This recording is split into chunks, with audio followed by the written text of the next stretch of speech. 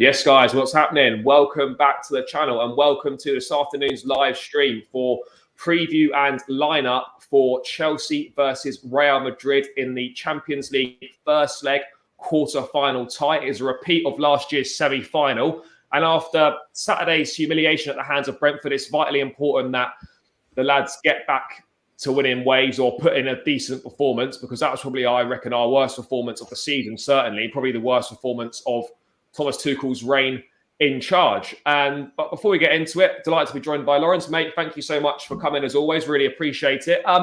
First things first, have you got over Saturday yet? Last night helped. You know, the Palace battered Arsenal. That was fun, you know, raised my mood. I got over it.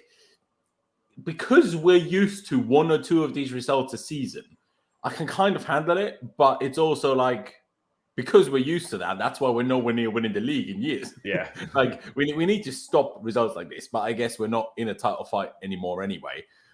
So as long as this is a one-off, even top four should be okay. So I'm not too worried, but it was a really, really frustrating day. It was frustrating because everyone was poor. Like, every single player that played, Mendy, Thiago Silva, Rudiger, Aspi, I mean, Alonso, Werner, obviously, but everyone was poor. I mean, the one that was closest to acceptable was, in my opinion, probably Kai Havertz, and he missed two sitters. So you know how bad the other ones have to be for Havertz to be the only acceptable one when he missed those kind of chances. So it says enough, but hopefully we can bounce back. Maybe we can use it as a positive chat. I mean, like, if they needed to kick up the bum before Madrid, they got it now. So let's make sure we use it well, I guess. Yeah, no, 100%, mate. And, you know, but like, as I say, we're kind of used to it, that Chelsea do tend to throw up one of these performances like every season, like one a season.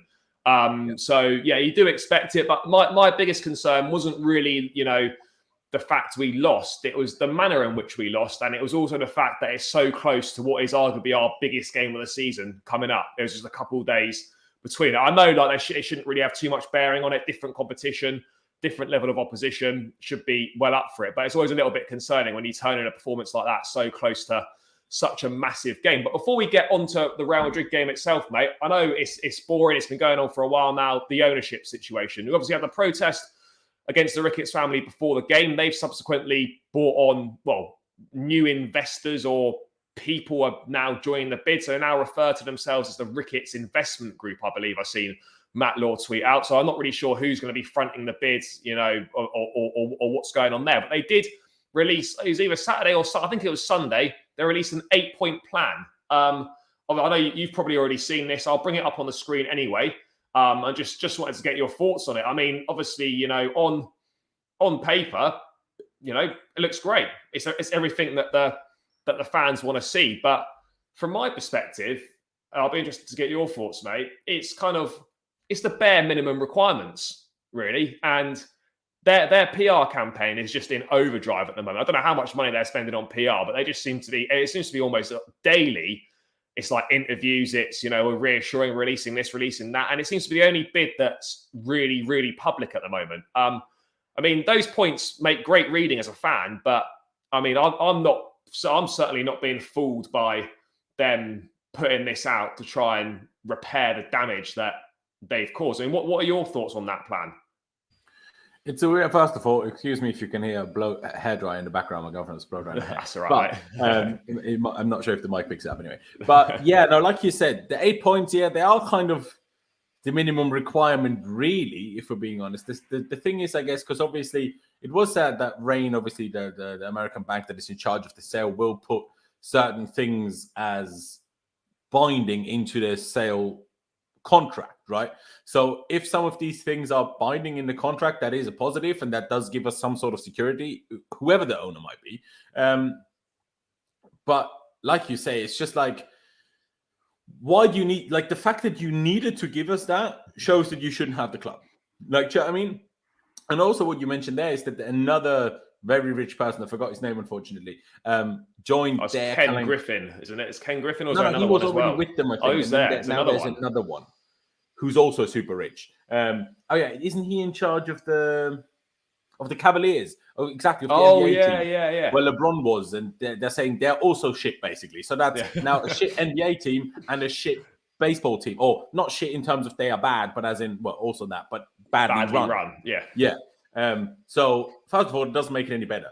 Third of all, now the Ricketts are the ones that have by far the least money out of these three people, which and the reports are no one knows exactly what the share split is going to be, but people like I've read they can't really imagine that the Ricketts will have the majority share. And if they don't have the majority share, I don't understand why they're the ones fronting the bid, especially if they really want to buy this, right? After everything that's gone on, the protest, obviously the banner that was supposed to be there. Let's see what what happens tomorrow. But with all of those things, I don't understand if all they care about is buying the club, who cares who fronts the bid if they don't get majority share anyway? So surely they should just get one of the other guys to now front the bid so there's less controversy. But they're not doing that, which again, to me, I just question almost their intelligence, if I'm being perfectly honest with you. It's just confusing to me. But yeah, but I will also say, and I tweeted this out the other day, when you get like statements like this, they're equally as believable or not believable as anything really we hear from Todd Bowley. Like, there's just as much of a chance that whatever Todd Bowley says won't come true. Like, we hope it will. And there is, I guess, obviously more reasons to say it might, just because, he has a better record with his sports franchise in the US. But look at Arsenal. Kroenke has a great record. The Glazers. The Glazers just won the Super Bowl 2 years ago, or last year, or whatever. And they were in the final last year and then lost it, I guess. So they were in the Super Bowl twice in a row. Once won it, once lost it. So, like, you can't really complain with that. But look at Man United. So, like, just because you're good in America doesn't mean you're going to be good in football. And also, if you're bad in America, I guess it doesn't necessarily mean you're going to be bad in football. So there's no guarantee for anything. But like I say, the fact that there is, like, the fact that they needed to release this is questionable, if anything. What I did like, though, just to bring it up, is that apparently the Bowley and the Broughton consortiums, they would be looking at trying to redevelop and expand Stamford Bridge in the very same spot, which I think we'd all be a fan of if they can find a way of achieving that. I also read that they kind of want to, I think Bowley or maybe both, want to do it a bit like Liverpool did, where they go like stand by stand expansion rather than having to move out for 4 years or whatever. So that would be a positive, I guess. But at the end of the day, if I'm being perfectly honest with you, Charlie, like the whole thing that's gone on, I'm like, we tried to protest, or we protested. I tried to get involved as much as I could from living abroad. Yeah. And we did what we could. Whoever it will be now, we'll just have to see how it goes, because we can be negative, we can be pessimistic, we can be optimistic. At the end of the day, no matter what we are, we don't know anyway, whether it's Bowley, whether it's Ricketts, like we don't know. Obviously, we can be unhappy with stuff that the Ricketts have done in the background. Of course, we can be unhappy with that, and completely justifiably so. But if they get it anyway, what are we going to do about it? Like, none of us realistically are going to just say, oh, then I don't support the club anymore. So we just need to hope and wait, really. Yeah, I mean, obviously, I brought up this on screen now. Chelsea Supporters Trust, in kind of response to that, obviously, they're just basically saying they set out a number of key expectations of any new owners. They've got these expectations of clear support of our membership, etc. They're just basically about the Ricketts thing. We note the commitments made by the Ricketts family. While they go some way towards meeting our expectations, we remain concerned that they have not addressed how they will allay supporters' concerns and worries, particularly with regard to inclusivity, diversity, and believe a further clarification that they will not look to move Chelsea from Stamford Bridge is needed. And then going on to say, hope that other bidders will be given the right to publicly set up their own commitments.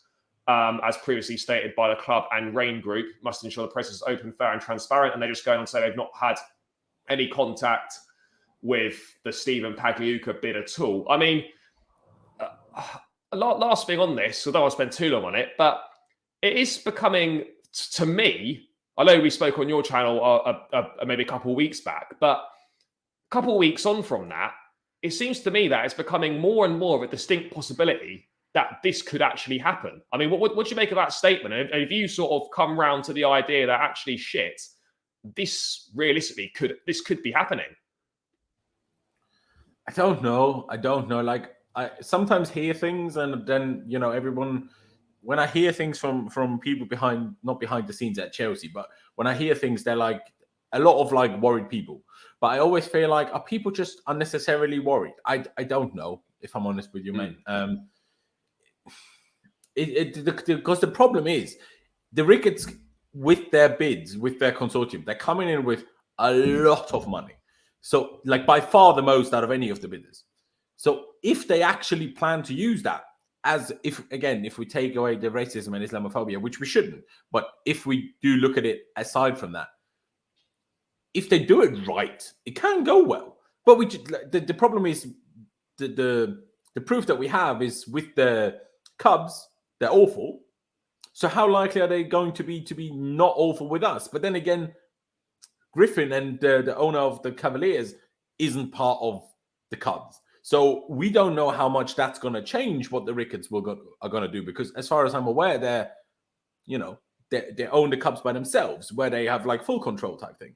But they wouldn't have full control with us. So that's what I just don't know. So I still think in my head, Bowley is more likely, just from everything that we've heard, that in government, the latest is where the opinion of the fans, if there is big like opposition to a Ricketts takeover, then they won't get it, because that still seems to be the case. I still think it's more likely to be Bowley, but it's a chance. There's a chance it's going to be the Ricketts, and who the flip knows, man, how it's going to go. I have no idea. Yeah, I mean, obviously it's gonna drag on for a while longer. I mean, I personally can't really see it being resolved by the end of this month, like they're hoping for it to be done. But as long as it's resolved before the summer transfer window kicks off and it doesn't affect any of our plans, and I think that's kind of the best case scenario. But I think it probably already is affecting it, don't you? Because like it's April. If we're trying to sign players, we're probably getting in touch with agents now, but we can't because we don't even know when we will be able to sign players. So it's probably already affecting us in a way, not as extremely as it could, of course, in the end, but hopefully end of April, middle of May, the latest. I mean, that's what happens when you try and rush through a sale of like something this big. I don't think people realize how many different things that have got to be done for this sale to actually go through. It takes ages. I mean, obviously we haven't got 18 months, but the Newcastle takeover took best part of 18 months. We haven't got that. Didn't this Amanda, what's her name? Amanda Seyfried? Yeah. Didn't she say in an interview once that the whole process, like from the day they started to have an interest, shall we say, it took them 4 years? Like, obviously, it's a little bit different to our situation where Mike Ashley didn't fully want to sell. Remember, there was like 3 years ago or 2 years ago, there was already like, they're going to sell to the Saudis, and then nothing ever happened. And then 2 years later, they actually did. So it's obviously a different scenario because Roman wants to, but also is forced to sell anyway. But I keep saying this to people because a lot of people seem to be upset that it's taking so long, which, compared to what we'd all hope for, it is. But we're talking 3.5 billion pounds. Money like that, you don't just make decisions over that in a couple of weeks. Like, do you know what I mean? Yeah, no, it's mad. But so the sooner it gets dealt with, the better, obviously. But it's going to rumble on. I'm sure there'll be more news on it in the coming weeks. Moving forward, then Real Madrid, a repeat of last year's semi-final. I don't know how much of Real Madrid you've watched, but I would probably say that this season's Real Madrid team is probably better than the one that we faced last year. Karim Benzema is in outstanding form. We've got Vinicius Jr. playing a lot better as well. Still got that midfield of Kroos, Modric, Casemiro, which, despite their advancing years, it's still one of the best midfield trios in world football at the moment. So this is definitely going to be a tough game. Obviously, no Eden Hazard coming back to Stamford Bridge, injured, typical of his time at Madrid.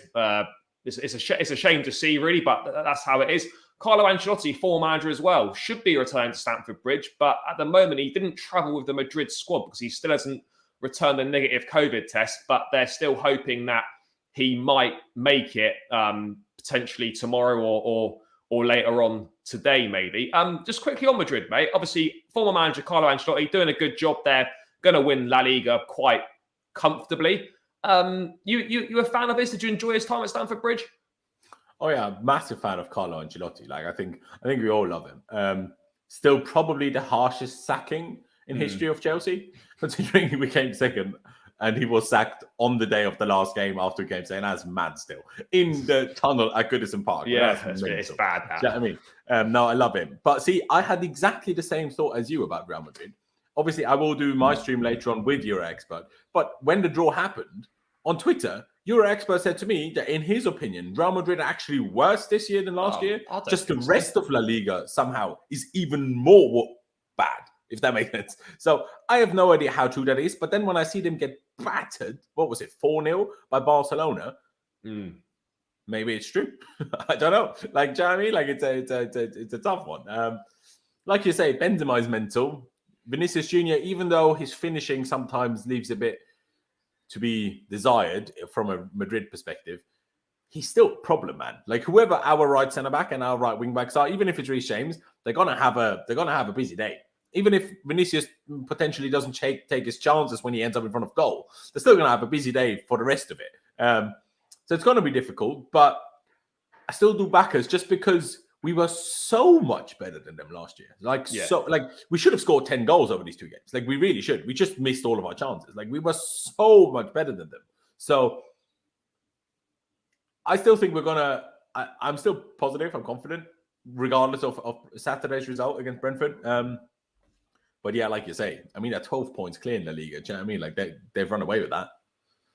Yeah, it's definitely going to be tough. And I honestly, I don't watch La Liga every week, but I definitely think they're better than they were last year. I thought under Zidane last season, they weren't that good. I mean, we went to, obviously not the Bernabeu, but their training ground stadium whilst it was being redeveloped.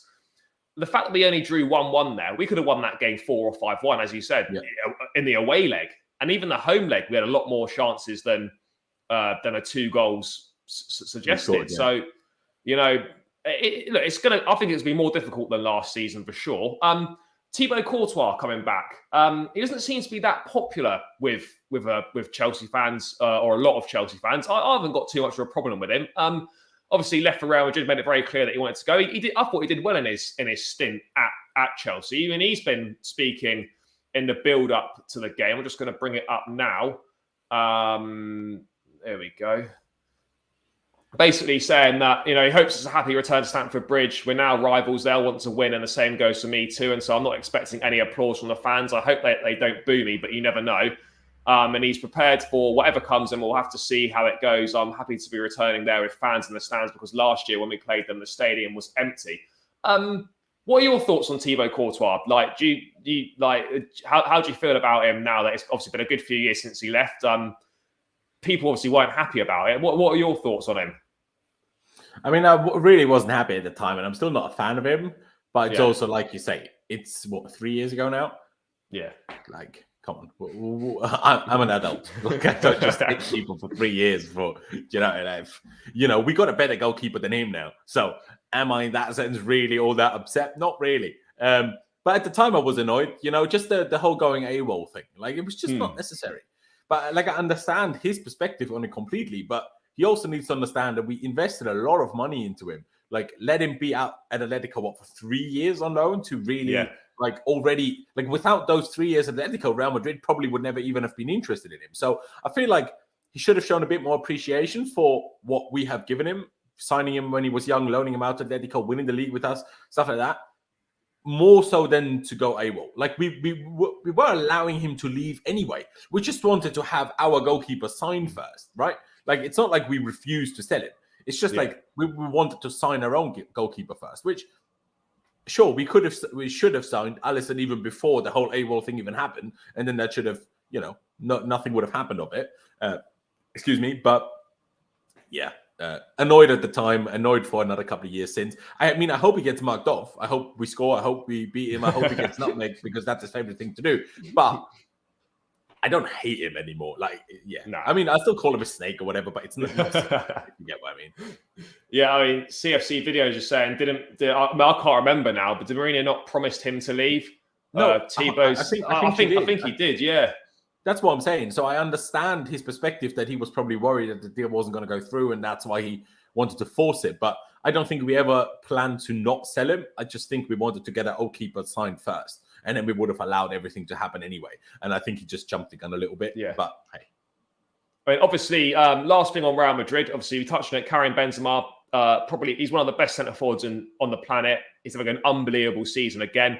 Fantastic hat-trick to knock PSG out in the last round at the Bernabeu. How concerned are you about him on Wednesday night? Obviously, we've got the capabilities in Thiago Silva, Rudiger, whether it's Christensen who plays or whoever that third centre-back is, to keep him quiet. But he's going to pose us big problems. And if we don't deal with him properly, we could be in big trouble. Yeah. I mean, don't really know what else I can say to that. If we don't deal with him, it's going to be a problem. I hope we do. I mean, Thiago Silva and Rudiger got their stinkers out the way now, so that should mean no more stinkers for the rest of the season because they don't tend to have too many. So from that perspective, I'm quite positive. Last year we handled him quite well. Of course, he scored one in the away leg for us, and then Mendy pulled off an absolute stunner of a save at Stamford Bridge or was it away as well? I can't even remember. But regardless, pulled an absolute stunner of a save against Benzema. But yeah, I mean, it will be difficult, but let's just keep him as quiet as we can, I guess. Yeah, but I think that's all we can do. Obviously, it's not just him. It's important to realise there's other very talented players as well. But he's going to be, if we can keep him quiet, then I think we stifle a lot of what Madrid are good at. Moving on to Chelsea, then obviously Brentford was really poor, as we've alluded to. Thomas Tuchel was referring to the atmosphere as basically not being good enough, and it needs to be much better for Wednesday night. It's going to be a full house, obviously, you know, big Champions League atmosphere under the lights at Stamford Bridge. It should be a lot better. Were you surprised that, obviously I know we weren't there, but are you surprised at how poor the atmosphere was and the feel in the stadium, and the manager himself actually coming out afterwards and saying, actually, we need more than this for Wednesday? I mean, if I'm honest, no, I'm not surprised. That's what Stamford Bridge is like, unfortunately, when we don't play big teams and we don't play super well. That's always what happens. Like, if we're being honest with ourselves, Champions League night sometimes a bit different, especially the bigger the opposition, the more the stadium is up for it, regardless of how well we're playing. But when we're playing a team like Brentford and it's 0-0 at half time, and then sure, we go 1-0 up, but then we concede 2-3 goals in 10 minutes. I'm not expecting Stamford Bridge to be particularly loud then. No. I mean, I would love it would be if it would be, but I really love the fact, by the way, that Tuchel calls out as it is. And I also love the fact that he has this kind of big standing in the fan base that no one complains at him. Because imagine if Sarri did that, even Conte to some extent. I mean, Di Matteo and Jose may be a little bit different, but anyone in between, Scolari, Avram Grant, like any of Benitez, imagine Benitez called for that atmosphere. Do you know what I mean? Like, he would have been like all sorts of madness. So I rate the fact that Tuchel has this standing within the fan base that he can do that. And I respect it, and I hope that it works. You know, I hope that it spurs them on. But also knowing a lot of Chelsea fans, especially those Chelsea fans that are the most represented in the stadium, they love to not do what they're told, don't they? So, like, probably if the manager says be louder, they're probably on purpose more quiet. So who knows how it's going to go? Yeah, no, it definitely needs an improvement. We need to get behind the team, do what we can. In terms of obviously tactical side of things going into this game, I don't know about you, but I've definitely don't want to see the back four again this season. Tuchel, for everything he's done, as we said on your stream after the game, you know, this was arguably his worst match as a Chelsea manager. Everything he did was wrong. So hopefully, you know, I know he's obviously got a lot going on off the pitch as well, which is sad to see. But you know, we're behind him more than ever. But Saturday was dreadful from him, and I think when he looks back, he'll know that. So you would imagine then that normal service will be resumed, and we'll be reverting to a back three, going with the tried and tested, which has served us so well over the majority of his reign. Yeah, no, I would certainly expect so. I mean, I still don't think it's necessarily a case of back four can never work for us. I think it's just it was topped off by doing quite a bit of rotation compared to our usual best 11. And then we're even less capable of playing a back four properly. Like the fact that obviously having Alonso, like I'm not a big fan. Like I like Malang Sarr, but like I'm not sitting here pretending like he's a great player. But in the back four, I want Malang Sarr left back, not Alonso. Like, go away with Alonso. At least Sarr will hold the ball and will play a reasonable pass every now and again. Yeah, I know he had a stinker against Middlesbrough. I get that. Or not Middlesbrough, was it Luton? One of the two. Yeah. I get that he had a bad game against those, but that was his only bad game he's had since, October? Like, ever since then, every time he's played, he's been average to good every time he's played. So I think on one performance, we shouldn't now think, oh, he's shit again now. Playing Timo Werner, I understand. Pulisic wasn't fit after international break. Callum is obviously injured. I understand that. But why did you change to the back four in the first place? I don't understand. Because you could have just played Mount, Havertz, and Ziyech, and then you wouldn't have needed Werner if you played a back three. And it would have solved the whole problem. So I don't understand. Like, you know, I'm a big fan of Ruben, but why do you have to throw Ruben in that kind? Why in a single six in a back four when the rest of the half of the team is also missing. Like, you can throw Ruben in there if you have Kovacic and Kante, or maybe Kovacic and Kante is not what we want as a midfield three. But when you have Pulisic on the wing and maybe Reece James at least playing, and ideally Ben Chilwell, then Ruben's probably fine. But like this, it was just too much rotation, and then the formation that the rest of the team isn't used to. It's just a stinker. So yeah, no, I completely agree. Needs to be a back three tomorrow, and if it's anything other than a back three, I can't even explain how shocked I would be. Yeah, no, I wouldn't be pleased. I agree with you, mate. I'm not saying the back four can't work, but I don't think we've got the personnel at the moment. Well, certainly available, and maybe within the squad to actually pull off the back four with regular success. Maybe in the summer we'll address that with a pre-season under our belts. It could be very different. But yeah, I think it's got to go tried and tested back three. And hopefully, we can get the job done. Last thing before we get into the team, obviously no away goals is going to be a big plus. So if we were to concede, it's not a total disaster. It doesn't mean we have to go and score like double the goals in Madrid if it were to come to that. So that's obviously a big plus for us.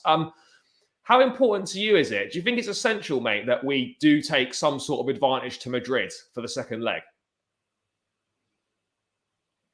I mean, yes, but it's not impossible if we say draw tomorrow.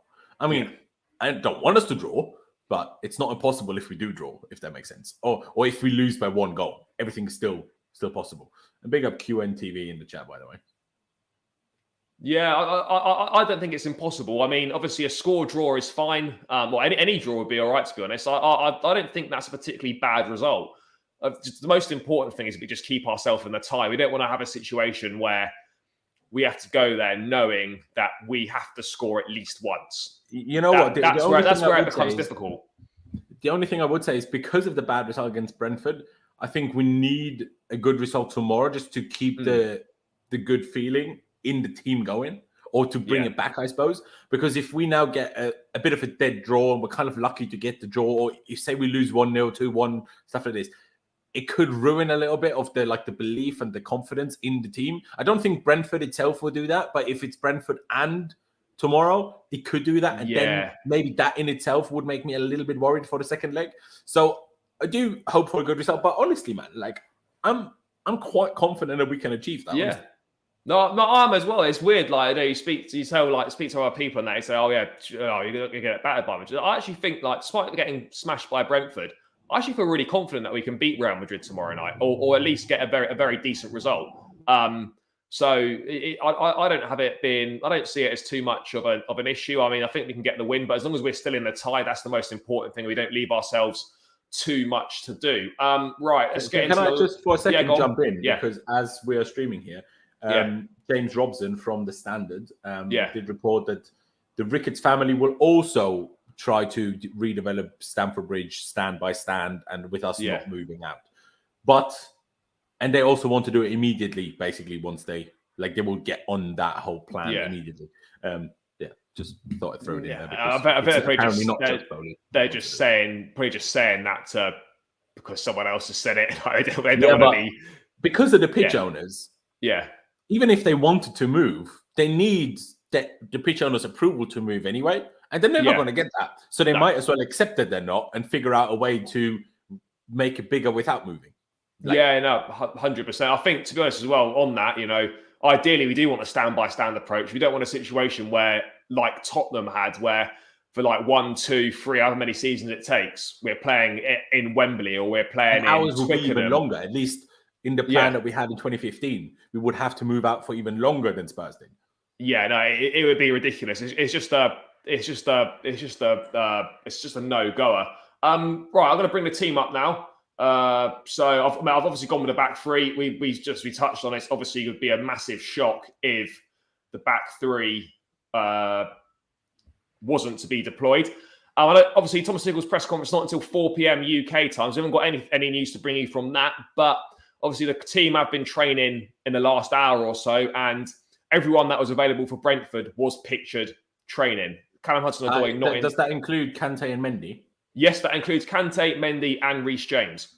So, I mean, obviously, nothing's been confirmed that they're definitely fit and available, but the fact they're in training would suggest that with the game tomorrow, they're probably going to be all right. So I know that was a bit of a concern yesterday when obviously I know everyone had Sunday off, but they weren't sure about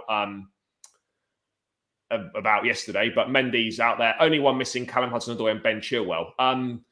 Obviously in goal, fairly standard, I'd imagine. Edouard Mendy, providing unless Thomas Tuchel says he's not fit, in which case it will be Kepa. But Mendy between the sticks, and it's important that he has a solid game tomorrow. Obviously because by his standards, it was a poor game against Brentford. Quite a lot of mistakes, poor distribution, etc. But yeah, obviously going to be Mendy between the sticks. Anything to add on that, mate? It's pretty straightforward, really. Yeah, no. If Mendy is fit, and he seems to be, then yeah, no, it must be Mendy. But he needs to fix up. Like his distribution needs to be better. Yeah, and he can't be making even small mistakes. Like I still think he should have saved the third goal against Brentford. And if it remains 2-1 at the time, I think there's a much bigger chance we at least get a draw, maybe even win the game still. So like, he needs to be back on it too. Yeah, no, 100%. No, I completely agree, mate. Back three then. We presume that two of the three are obviously going to be Rudiger and Thiago Silva. Who are you expecting the third one to be, mate? Because obviously, I mean, I would go with Andreas Christensen, but we've obviously got Trevor Chalobah as well, who was completely left out the squad for the Brentford game. Who would you go with? Personally, I'd go with Christensen just because more experience, and I think he's actually a slightly better defender as well. But having said that, if Chalobah were to play, it wouldn't be a total disaster. But I would rather see Christensen. Is that the thinking you're aiming towards, or do you think we could even maybe see Aspie in there? Yeah, I think we could. I would prefer what I want is either Christensen or Reece James as right centre back. I know it's a bit mental, but we did that in the Champions League final, and just because of Vinicius Junior and his pace, it's either Christensen or Reece James for me. But I'm gonna say Christensen, and I know what you're gonna say where to put Aspie. I'm not 100% sure. I would like to agree with you, but if we're doing like predicted 11, I'm not sure Tuchel is going to do that. So we'll see, I guess. But I know you said obviously in the group chat that you would like the left wing back to be Aspie, and which I would quite like too. The problem is two problems I have with that. Number one, their right side is a lot less good attacking, so it's almost like a bit of a waste to make that side of ours the more defensive. And number two, every time Tuchel plays Reece and Aspie together, it's always Reece that goes over to the left and never Aspie. So the likelihood of it, but I'm not sure I want Reece on the left because I think it hampers him so drastically that I find it almost a bit like when Reece James is playing on the left, whether it's left wing back before he got injured or whether it's left back for 10 minutes the other day before we made the second subs and he came over to right wing back. It almost becomes a bit like he becomes important in the build up, but he's not even relevant in attacking play at all when he's on the left from that point of view. So I'm not sure, but I also want Aspie to play. So that's I don't know. It becomes a bit difficult, doesn't it? I mean, obviously moving on to it. I mean, as you said, mate, I think there's just reasons to play Reece James and Aspie as the wing backs. Whether Aspie's at left and Reece James at right, I'd rather have that. But then you are bang on, mate. That whenever we've done that, it's always Reece James that seems to be shunted out to the left. Example on the weekend comes on, Reece James is on the left hand side. I think that does limit him a little bit. But then again, I see what you're saying. Like I can't see Aspie not playing in this game.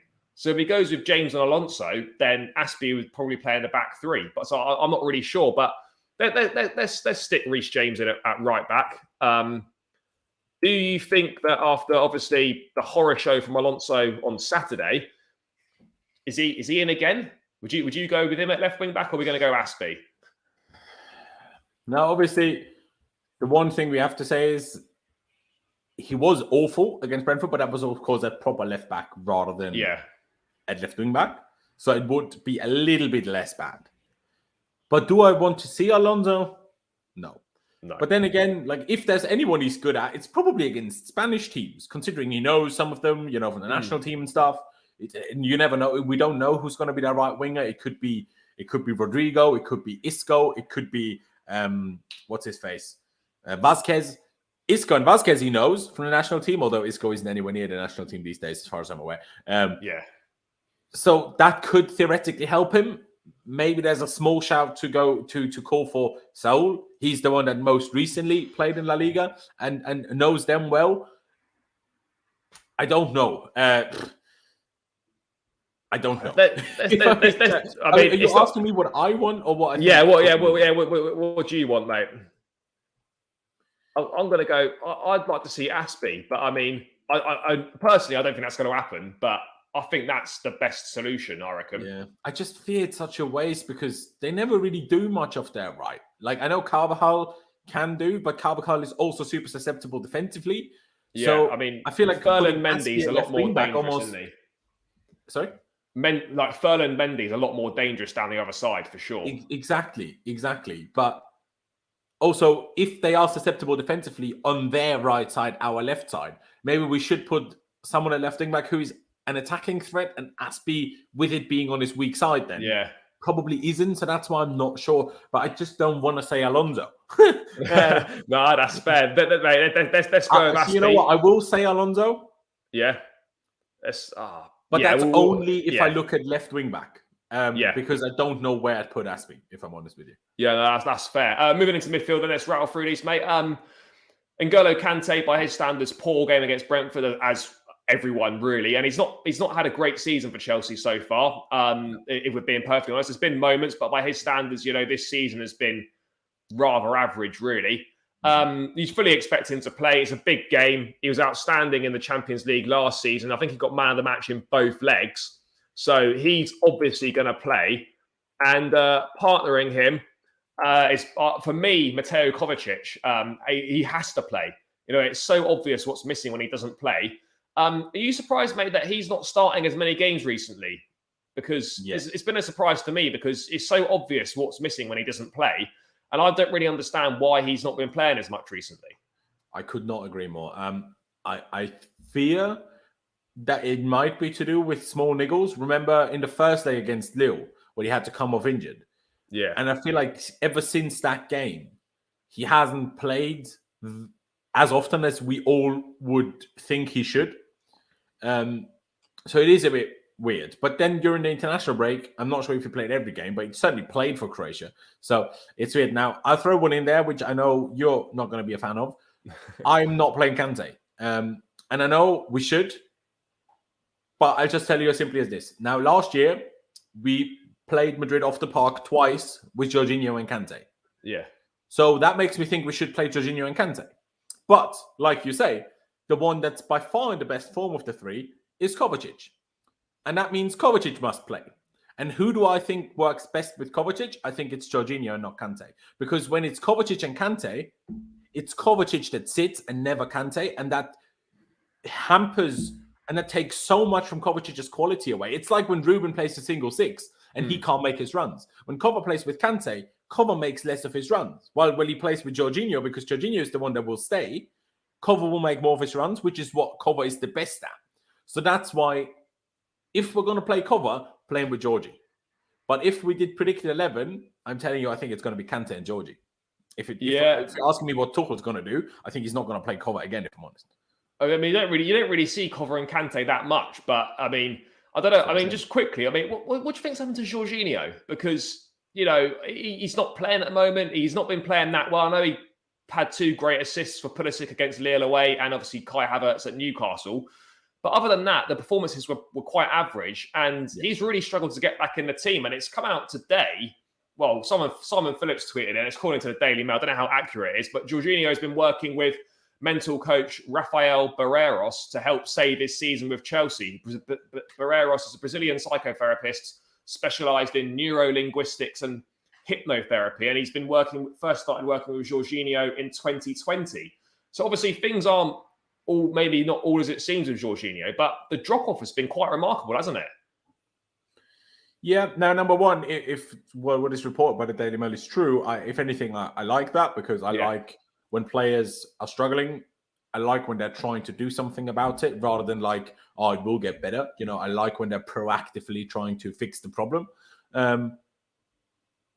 And yeah, like he hasn't been as good for sure. But I will also say, I think whoever plays there, because Kante hasn't been as good, the only one that has is Cover. And that's because he's the most defensive of the lot. And the few games that Cover hasn't been that good is when he was less defensive because he played with Kante. More defensive, sorry, and less offensive when he played with Kante. So I think whoever is in our midfield, whether it's Ruben, Kante, Cover, Georgie, doesn't matter. They're all hampered a little bit by the fact that we had Reece James out for so long. And we also have Chilwell out. I think that's part of why all of our midfielders are struggling a bit more compared to last season. Personally, I think that. Because it just makes the ball, keeping the ball and the progression a lot more difficult. Because the standard pass that we had to build was out to the wing backs. But when Aspie and Alonso are wing backs, they usually just pass it backwards again. While when it's Reece James and Chile in high form, they don't play back. Then they move up, can then play back to the midfielders, and that's how we move up the pitch. But because Aspie and Alonso don't really provide that as much, I think all of our midfielders struggle a bit more with that. And the reason Cover doesn't is because Cover is the one that's best with just the ball at his feet rather than just passing. I think that it just explained as simply as that, if I'm being perfectly honest with you. But yeah, I think Tuchel loves stats. And the fact that we played so well against Madrid with Georgie and Kante twice last year makes me think that's who he's going to pick, if I'm honest. Like you say, Georgie didn't play on the weekend, and none of us know why, so who knows? Yeah, mate, who knows? But I mean, yeah, hopefully it'll be Kovacic starting, but I wouldn't be surprised at all not to see it. Right, front three, mate. I'm going to go with Mason Mount, Kai Havertz, and Christian Pulisic. Obviously, Hudson-Odoi is injured. Timo Werner doesn't even need a conversation.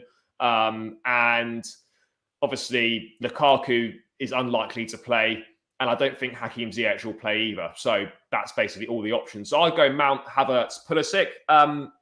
You the same, different? Yeah, I mean, it's definitely Pulisic and Havertz. Yeah.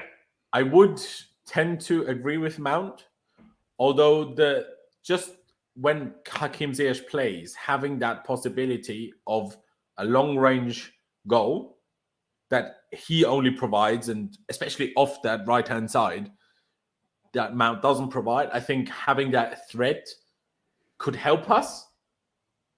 But I think maybe it's something we should keep for the second leg and go with Mount first. And then if we need something, if we feel we need that extra threat, then play Ziyech for the second leg. So I'll agree. I'll go with Mount for this one. I mean, I know he's not been in great form, but it is hard to imagine Mason Mount not starting a game of this caliber. It would be a bit of a surprise. And I think the bench could be important as well. I know like the likes of Lukaku could play a big part potentially from the bench. Obviously, Hakim Ziyech as well. I will say one thing. Bro, I'm not a big fan of Lukaku after everything that's gone down. But I will say, if there is one game where I could see him being useful, it's Real Madrid. And I know it sounds confusing because we signed him to be useful against the lesser sides because that's who we struggled with against. But what we figured out is that he can basically only counter-attack. And if the opposition's defenders are also strong, while he might be stronger than them, he needs to be a lot stronger than the centre-back to actually use his extra strength. And because their centre-backs are Alaba and Militao, neither of them being particularly strong or big, I think Lukaku could bully them. I don't want him to start anyway. Yeah. But with the way they play, the question is at the bridge, they might actually sit quite deep. So who knows? But especially if we go to the away leg and we it turns out like they need to go for a result, that there's going to be some spaces to exploit. And maybe then, I mean, Havertz obviously is good on the counter too. So I'm not even trying to hold that against Havertz, but maybe then it's one where we should think about the Havertz and Lukaku together up top or something. For the second leg, but for tomorrow, I agree with this. Yeah, it's got potential. I'll just quickly bring this up. I think Tuchel may play a midfield three potentially. I hope not, because that either means we're going 3-5-2 or it means the back four's back in place. So I'm not sure. I personally can't envisage us doing that. I'd be surprised, but you can't entirely rule it out. I think there's a chance we do this for the second leg if we get a good result tomorrow. I think then there is a chance in the second leg we do all three, Georgie, Kova, Kante, just to be more defensive, and then play Havertz, Lukaku, or Pulisic, Havertz up top. in the second leg. I Well, think we there saw is that there's a chance we do that, but tomorrow I doubt. Yeah, because we saw that away at Lille. We saw the 3-5-2 pretty much. So yeah, away leg I think has got potential, but I'd be very surprised if we did it at home. But yeah, and also like this very team that we have up on screen, you can very simply obviously adjust it to a midfield three. You just have Mount drop a tad. Yeah. And then you have a front two of Pulisic, Havertz, and you can get the same effect. So then we can just adjust it during game, whatever Tuchel feels is most needed in the game. But I still think it's very likely that, I think Jorginho instead of Kante. I think Jorginho instead of Kova, and I would do Jorginho instead of Kante. But I still think we're going to go with that kind of structure to start with. Yeah, no, for sure. Right, that's the team we think is going to potentially play. Could be a few changes, but we'll see how we get on with that. Last thing then, mate, score prediction for tomorrow. Obviously, we said that it's not essential that we win, but we just stay in the tie. What are you going with? I personally think we're going to win this one 2-1. Me too. Yeah. I was going to say 2-1 as well, or 2-0. Yeah. It just depends on how good we turn up to be defensively tomorrow. And I just don't know. After what happened in the last game, I don't know. That's why I'm not predicting a clean sheet. No, I'd be surprised if we kept a clean sheet given how poor we were last time. But yeah, I think a 2-1 win is definitely very much possible. So hopefully that does happen. That seems like a good point to round out. Guys, thanks so much for getting involved in the chat. Make sure you smash a like on the video. Please do subscribe to my channel as well. Creeping towards that 400 mark, not far away now, so do help me get there. Laurenz, thanks so much for your time, mate. Guys, Laurenz's YouTube channel and Twitter is linked in the description, so please go over, give him a follow, subscribe to his channel, help him on his road to 15k subscribers. And make sure you tune into his stream tonight. There'll be some good stuff on there. But yeah, guys, thanks for tuning in as always. Catch you in the match reaction, probably on Thursday lunchtime. But until then, take care and up the Chels. Cheers.